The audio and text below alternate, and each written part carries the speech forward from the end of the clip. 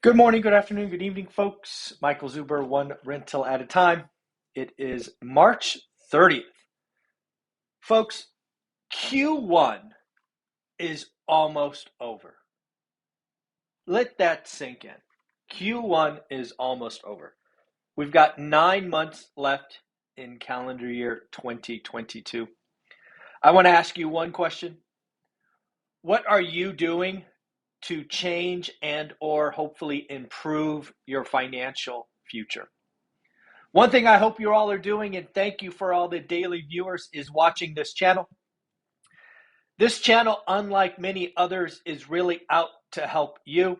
We talk about what is going on every day. I bring on a series of experts that do this business.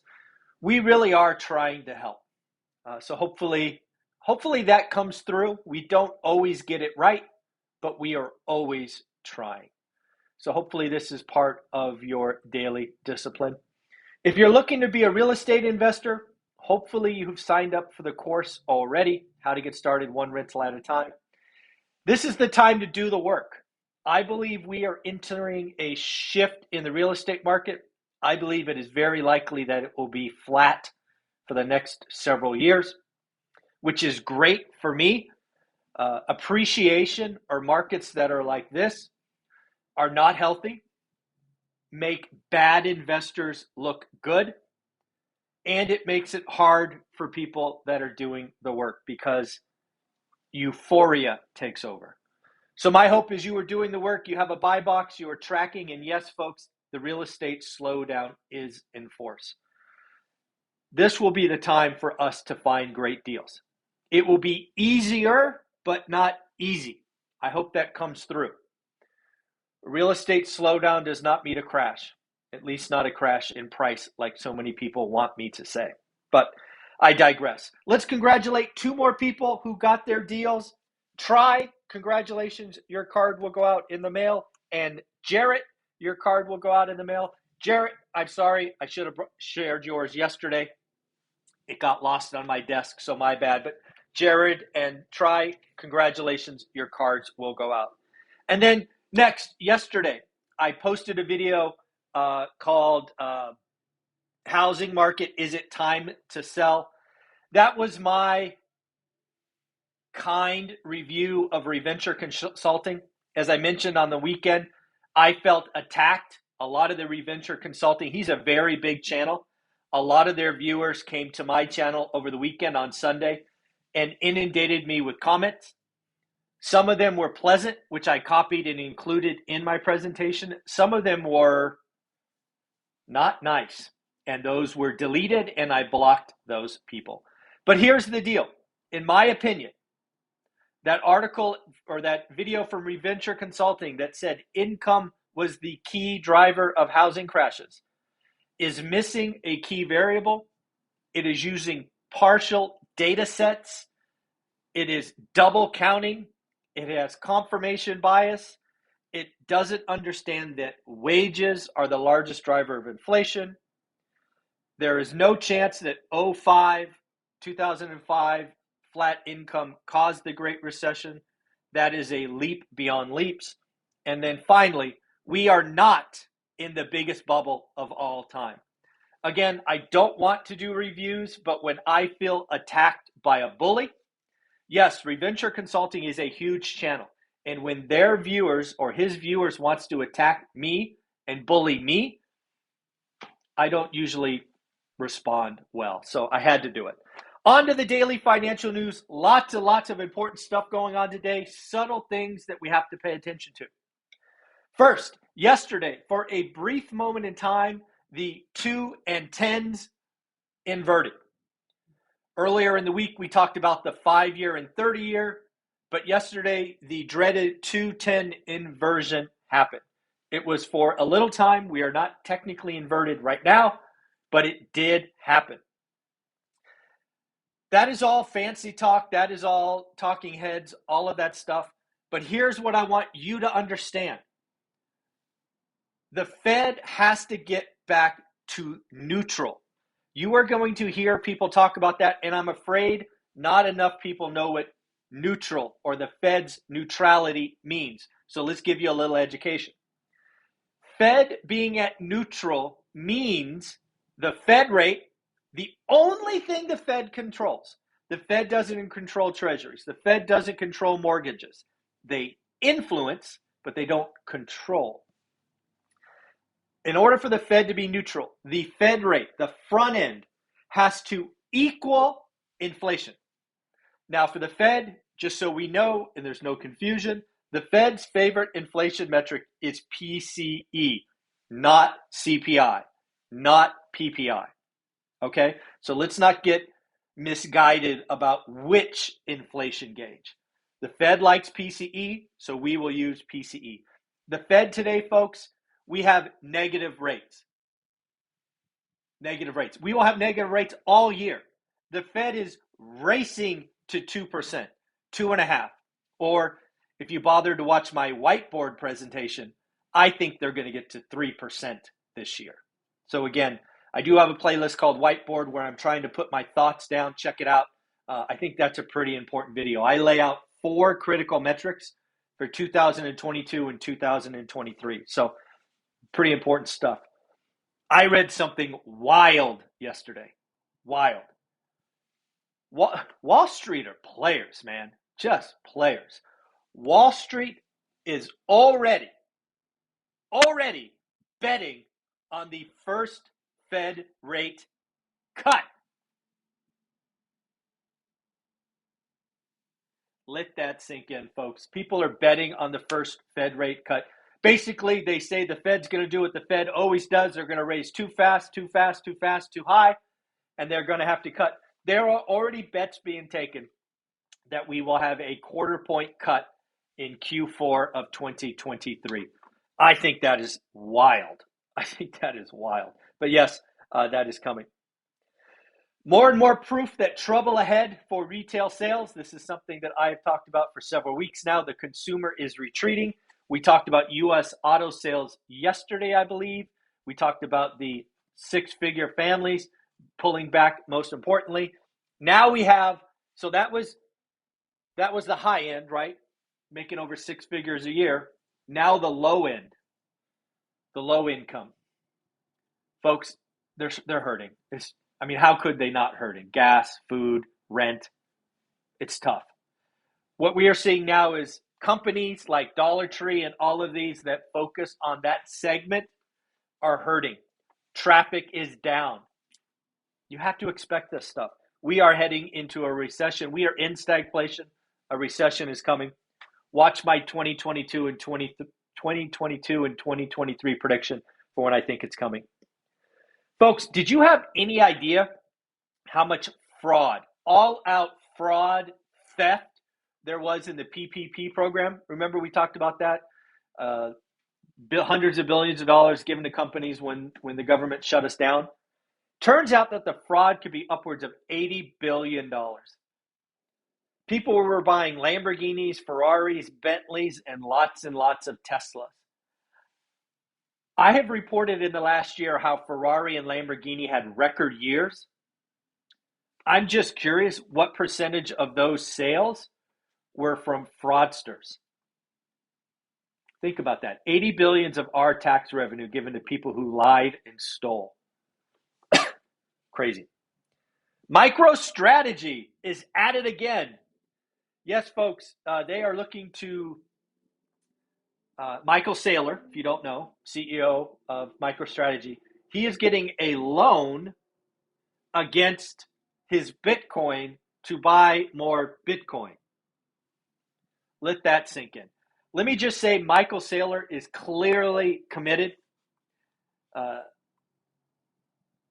I got to tell you, I don't like debt on debt on debt, but hey, he's committed. Man, he is committed. Woo! That play, think about real estate. We kind of did that in 2006, right? Somebody got a 100% loan, they took out equity and bought more, and then when one fell, it went bankrupt, went poof. Woo! I could not imagine having the guts to get a loan on something to buy something else. That's crazy to me. Just crazy. What do we got? So we got some earnings. Oh, let's talk about jobs. Yesterday we got what's called the JOLT survey. We have 11.3 million job openings, almost a record. We had 4.4 million quits, again, almost a record. Job openings and high quits equal wage inflation. Folks, the greatest fear of the Federal Reserve is a wage inflation spiral. If wage inflation takes over and goes higher, it is going to be bad. Inflation will be, they will have to crush the economy if that takes over. And right now, it seems to be wages are going up 5%, fastest in decades, and likely to speed up.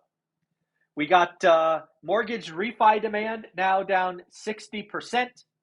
Again, I've called it to eventually be down 75%. We are racing to that.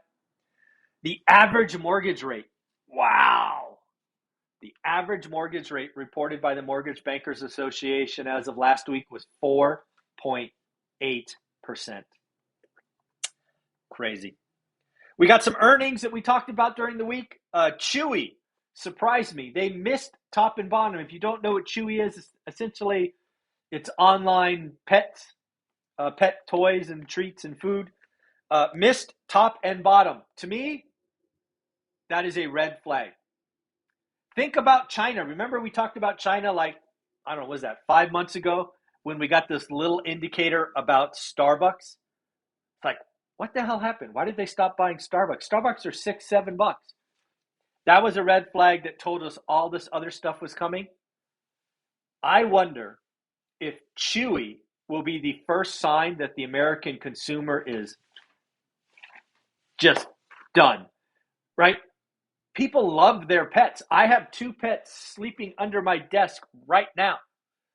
I cannot imagine if Chewy misses what that means for other optional things like clothing and shoes and things of that nature. RH, Restoration Hardware. I told you about this one over the weekend. I said I did not have a good feeling. I think the high end is retreating. Nailed it. RH missed top line, which means revenue. They did hit bottom line, which means earnings, but that could really be managed stuff. They did announce a 3-for-1 stock split. They are looking to have some good news, but yeah, not good. And then Lululemon, they did beat top and bottom, and they announced a $1 billion stock buyback. So pretty crazy stuff. USDA just increased their expectation for food inflation. They raised it to 5.5%. Folks, I think it's going higher than that. I think for the first time in my adult life, we will seriously be talking about food shortages at the end of this year. I know all about the bare shelves and the supply chain and all of that. I am beyond terrified about the planting season and fertilizer, that kind of nasty combination. Food is not like, once you miss a planting season, there's all kinds of ripple effects. And yeah, not good. Not good. Found a interesting article about national housing affordability. Folks, when you watch my channel and you send me articles you think I should read, thank you, thank you, thank you. I did not get this one. I did not see this one, so I did read it. So thank you for sending it over. It talks about national housing affordability. And if you watch my channel, you know I believe affordability is the one metric that drives housing, one metric that could point to a housing crash. When you look at housing affordability, these are national numbers, not your state, not your city. National. All real estate is local. Do your work and your buy box. But these are national numbers. Compared to 2006, this article baselines 2006 because that was the peak of unaffordability. And it was. That's why I sold all my houses. Incomes are up 48% since 2006. Again, national numbers. That's pretty amazing. I mean, 2006 was 15 years ago. Incomes are up 48%. Second, Even with rates rising, interest rates are up or down, 300 basis points or 3%. Folks, that was a key missing element in that other channel's review. But yes, so we have 48% more income, we have 3% less mortgage rate, and prices are up 120 grand. When you put that entire three variables together, we are 29% more affordable than the peak last time. So we are not at some record unaffordability. Yes, I know prices are high. Yes, I know there's not a lot of inventory. Yes, I know about people overpaying. Those are regional and market specific.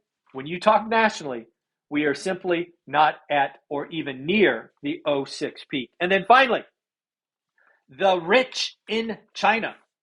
I told you this was coming 9 months ago when this great push for socialization.